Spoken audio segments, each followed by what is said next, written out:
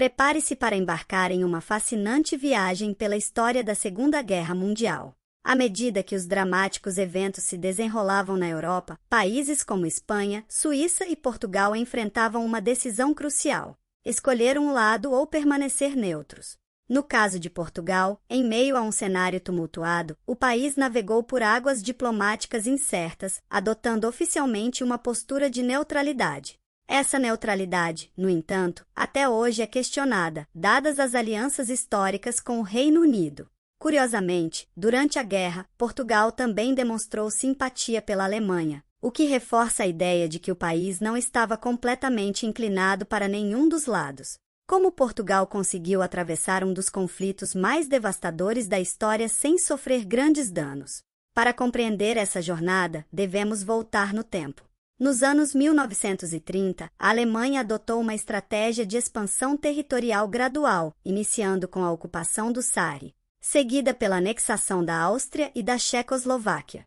No dia 1º de setembro de 1939, a invasão da Polônia pela Alemanha marcou o início da Segunda Guerra Mundial, levando o Reino Unido e a França a declararem guerra à Alemanha. Embora tenha lutado ao lado dos aliados na Primeira Guerra Mundial, o governo português, liderado por Antônio de Oliveira Salazar desde 1932, optou desta vez por manter Portugal neutro. A decisão de Salazar foi estratégica.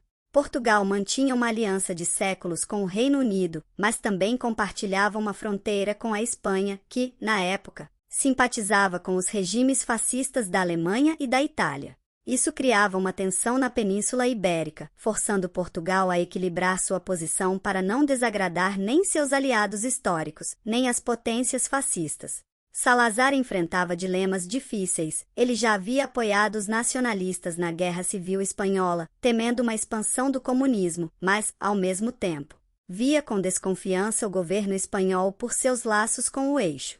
Além disso, embora simpatizasse com alguns elementos do fascismo italiano e do nazismo alemão, Salazar era fortemente guiado por princípios religiosos e morais, o que o distanciava de figuras como Mussolini e Hitler. A neutralidade portuguesa durante o conflito também tinha raízes na geografia e nos interesses coloniais.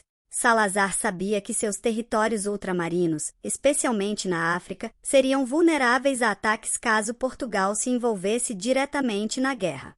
Manter-se neutro também evitava entrar em conflito com o Reino Unido, um aliado histórico desde o Tratado de Windsor de 1386, o mais antigo pacto de aliança diplomática ainda em vigor. Nos primeiros anos da guerra, Portugal se tornou um fornecedor crucial de wolfrâmio, um minério essencial para a produção de armamentos. Esse recurso gerou um equilíbrio delicado, já que tanto os aliados quanto o eixo queriam garantir o fornecimento do wolfrâmio português. Salazar, ciente da importância estratégica desse minério, usou como uma ferramenta de barganha diplomática, vendendo para ambos os lados. Contudo, a pressão crescente da Grã-Bretanha e dos Estados Unidos para que cessasse as vendas à Alemanha levou Salazar a suspender as transações com todos os lados em 1944. Enquanto isso, Portugal enfrentava desafios no Pacífico. Timor-Leste, uma colônia portuguesa, foi invadido pelo Japão em 1942. Embora Portugal nunca tenha declarado guerra ao Japão, soldados e civis portugueses combateram ao lado das forças australianas e holandesas para tentar resistir à ocupação. Outro episódio significativo foi a questão dos Açores. Localizadas no Atlântico Norte, essas ilhas eram de extrema importância estratégica para o controle das rotas aéreas e marítimas. Inicialmente, tanto os aliados quanto os alemães queriam o controle dessas ilhas.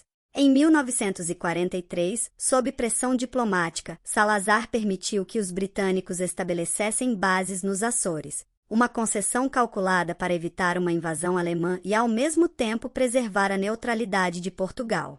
Com o tempo, a pressão dos aliados aumentou e Portugal finalmente cedeu, permitindo que os Estados Unidos também utilizassem os Açores como base estratégica em 1944.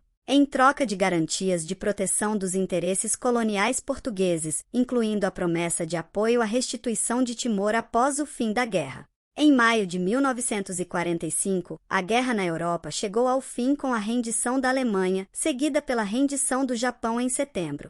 Ao final da Segunda Guerra Mundial, Portugal emergiu praticamente ileso, tendo conseguido manter sua neutralidade e evitar grandes danos ao país. A postura de Salazar, embora criticada por alguns, foi vista como uma jogada diplomática bem-sucedida, preservando a soberania e a estabilidade de Portugal em um momento de caos global. A história da neutralidade portuguesa durante a Segunda Guerra Mundial revela a habilidade diplomática de Salazar e as complexas interações entre pequenos países e grandes potências em tempos de guerra.